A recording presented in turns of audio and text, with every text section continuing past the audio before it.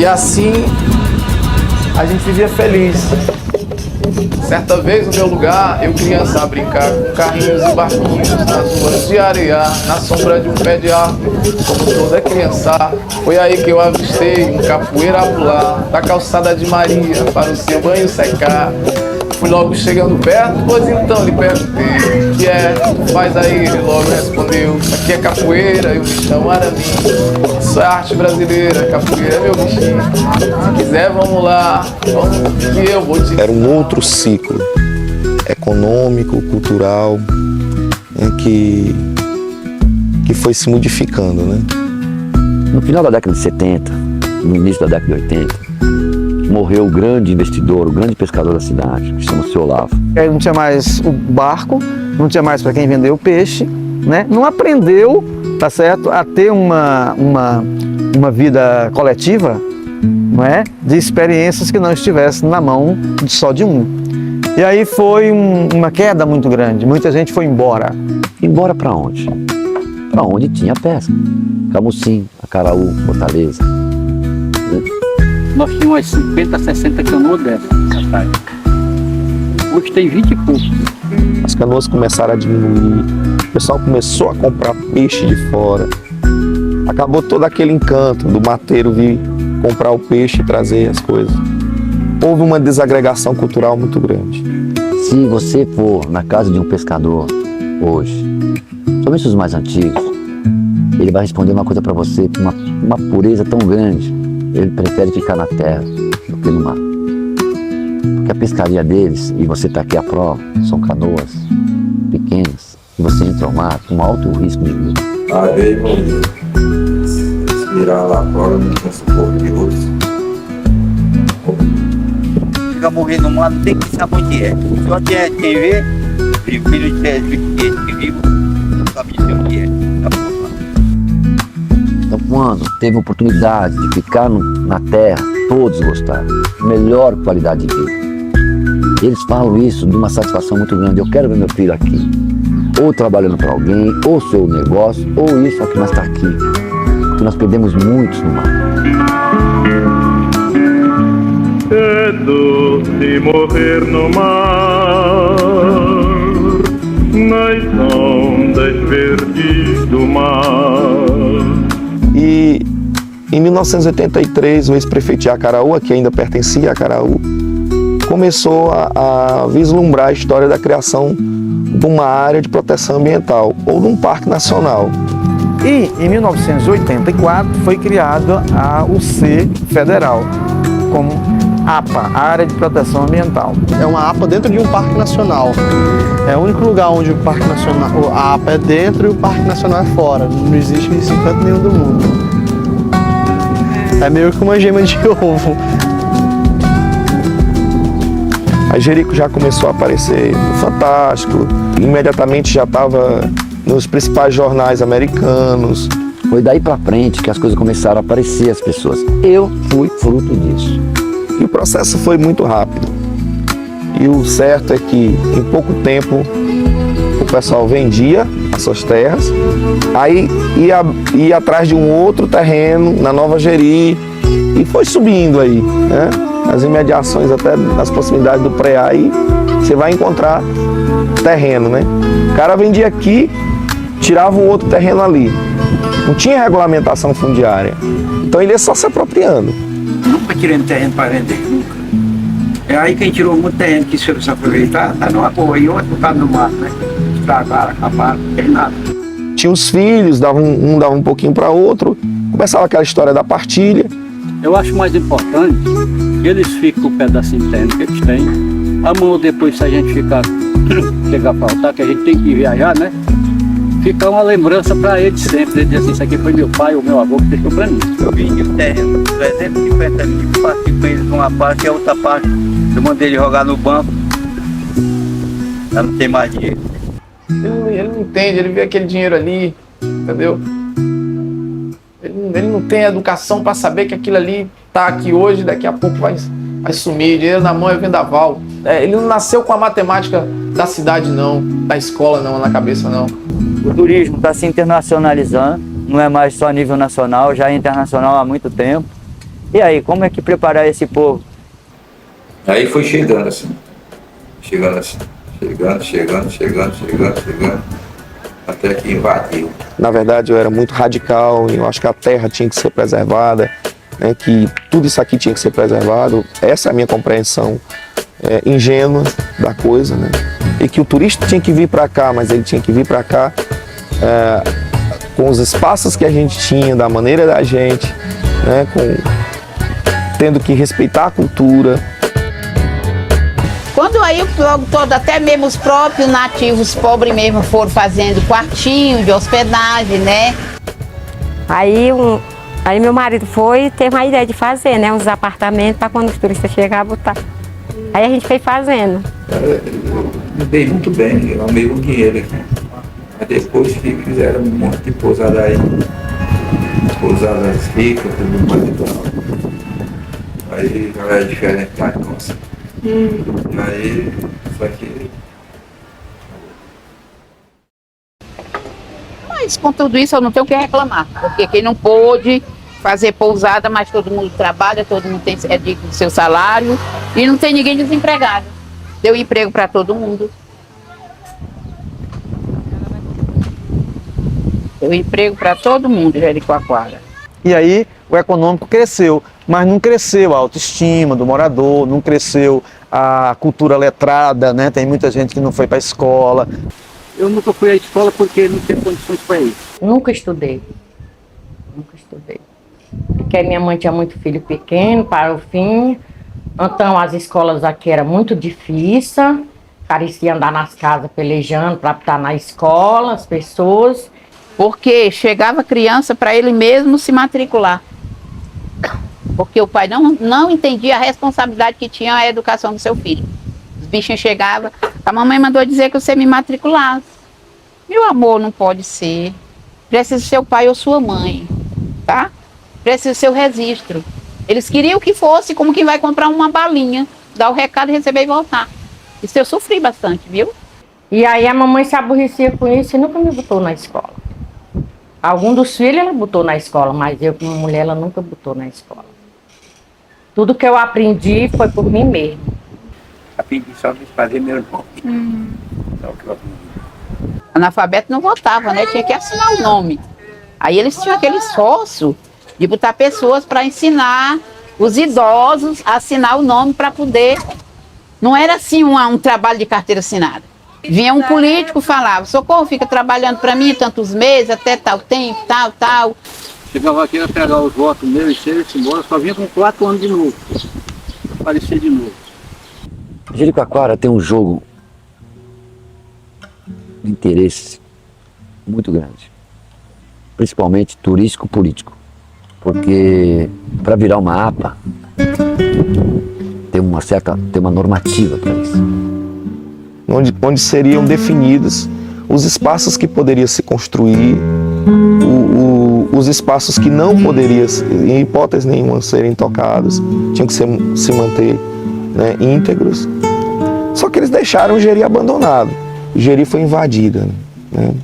Foi invadida por algumas firmas que a gente chamava por grileiros, né?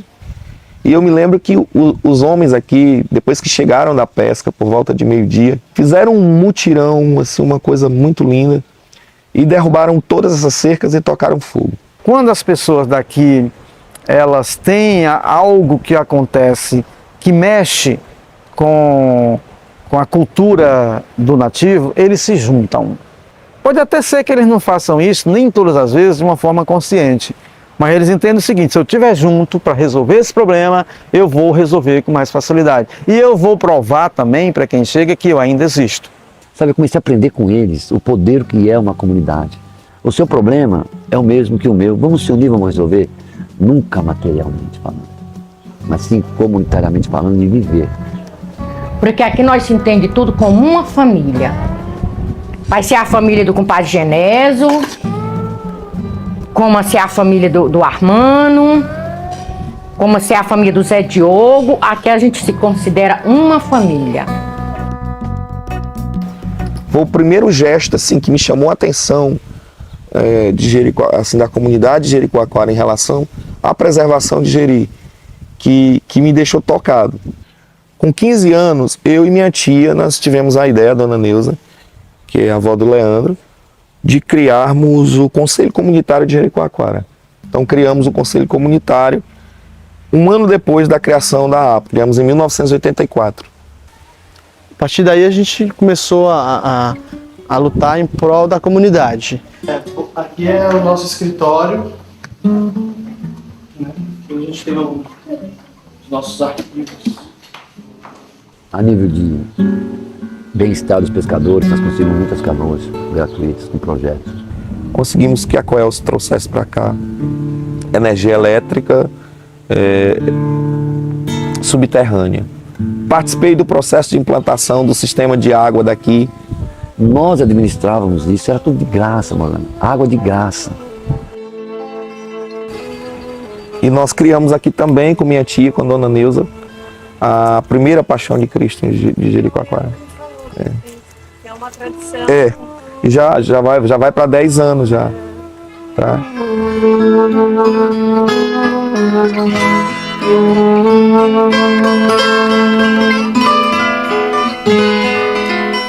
Lindo. Então você vê, quando você começa a ver as coisas acontecendo e dando certo o retorno. O posto de saúde daqui, que eles chamavam de maternidade, foi construído pela comunidade e eles construíram em regime de mutirão. O Conselho conseguiu um convênio com a Secretaria de Saúde do Estado e aparelhou melhor e colocou para funcionar. Chegou uma época que o Conselho Comunitário tinha uma estrutura de hospital aqui. Tinha uma médica, a doutora Denise, que é uma médica muito boa. Inclusive, meu pai vinha lá do Borges fazer tratamento com ela aqui. Ao invés de ir para Sobral ou Fortaleza, ele vinha fazer tratamento com ela. E muita gente vinha. Nós tínhamos uma enfermeira, um recepcionista, nós tínhamos uma dentista, uma oculista que vinha de vez em quando, mas que nós tínhamos também. Depois de 8 anos, 4, 5 anos, né, ela se jogou no direito de se candidatar a prefeita e tudo foi água abaixo, acabou. Cortaram primeiro o salário dela, ela mesmo assim continuou trabalhando com a gente, mas aí depois cortaram a enfermeira, não pagavam mais a enfermeira, o convênio que nós tínhamos, e aí com a Denise indo embora, nós ficamos com quase todos os equipamentos do posto. Hoje estão todos bem cuidados, mais de 6 anos está fechado, mas estão todos bem cuidados. Então o Conselho ele chegou ao ponto de ter uma estrutura, sobretudo do ponto de vista de saúde e do ponto de vista ambiental. Eles tiveram uma coleta seletiva de lixo, que foi modelo para o país, eles apresentaram essa experiência em vários lugares. Primeiro a gente faz um trabalho de conscientização com as pessoas, né? A gente fez esse trabalho de conscientização, a gente pediu para o pessoal separar, né, os lixos. A gente tem uma prensa, né, a gente consegue embalar e consegue mandar para Fortaleza. Mas, para você ter uma ideia, de lixo reciclável, que é uma coisa que é reutilizável, você tira por mês quase 30 toneladas. E você sabe que lixo reciclado é o papelão, aquele plástico, ele não é muito pesado. Agora você imagina outros tipos de lixo que as pessoas têm aqui em Jericoacoara, e um único caminhão para tirar todos esses lixos de Jericoacoara.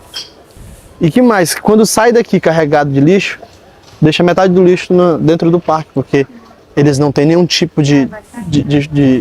não tem nada para fechar. Quando eles vão passando por dentro do Parque Nacional, o vento vai batendo e vai caindo plástico, e vai caindo papelão, vai caindo.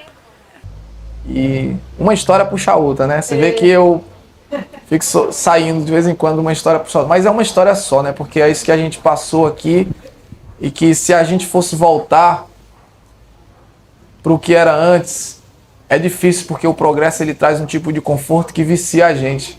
Bom, Jericoacoara não tinha iluminação, não tinha televisão, muito menos se falava em computador ou internet nessa época. Porque é tudo assim, depois que o turismo chega, vai chegando muita coisa, né? Entendeu? Coisas boas. As coisas boas foram os empregos que vieram, né? As novas tecnologias. O ruim todo mundo sabe que existe em toda parte, né? Ah, vem muita droga, vem muita putaria. Ei, o turismo é positivo, o turismo é negativo. Porque aqui tinha cachaça. Isso aí, fraco é o que acompanha, né?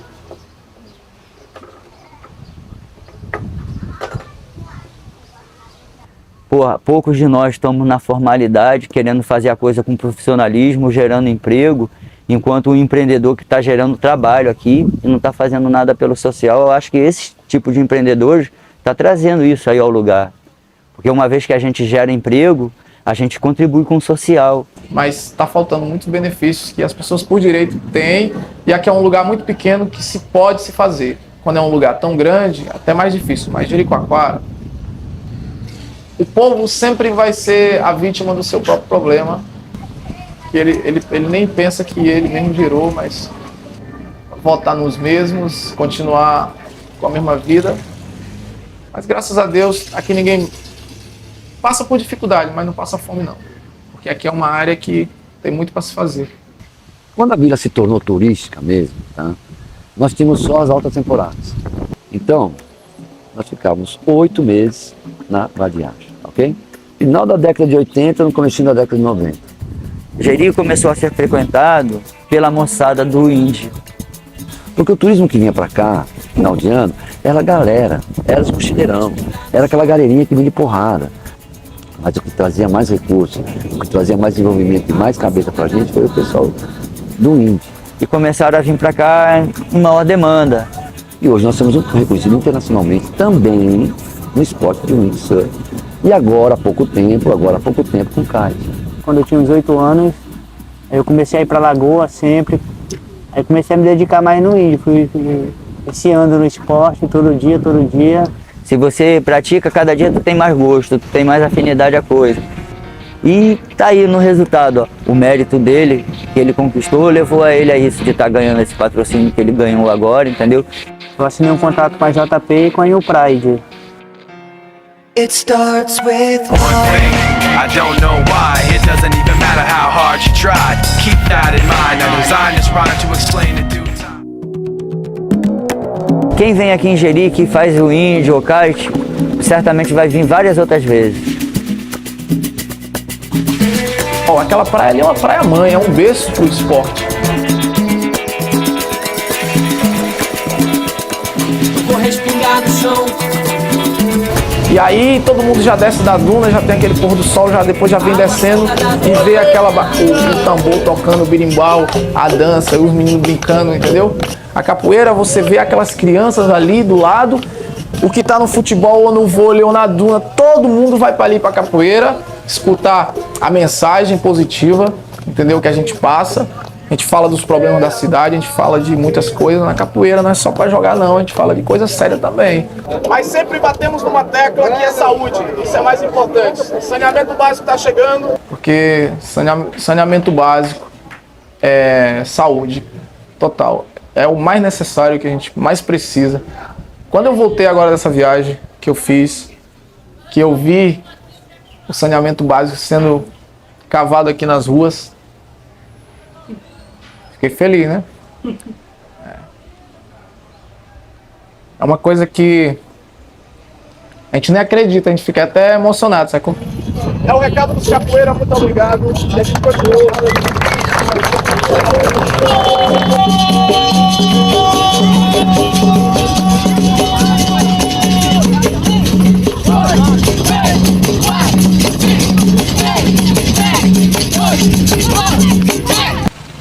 E Jeri tá aí.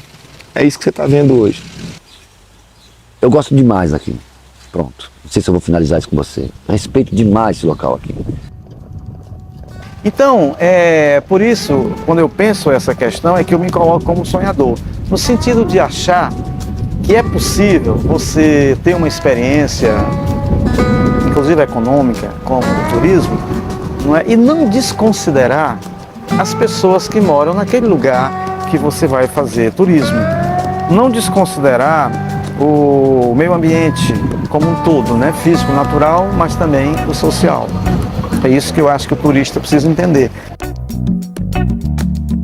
Jericoacoara é rico não é só do turismo, não. Jericoacoara é abençoada por Deus. Reluzente, espada na mão, no clarão do combate mortal. Rastros e riscos no chão, o treinado do aço fatal. Na distante estribeira do céu, brado forte rasga o som do horror. Um gume fere, esporra sangue no vento. Contratempo, coração ritmou.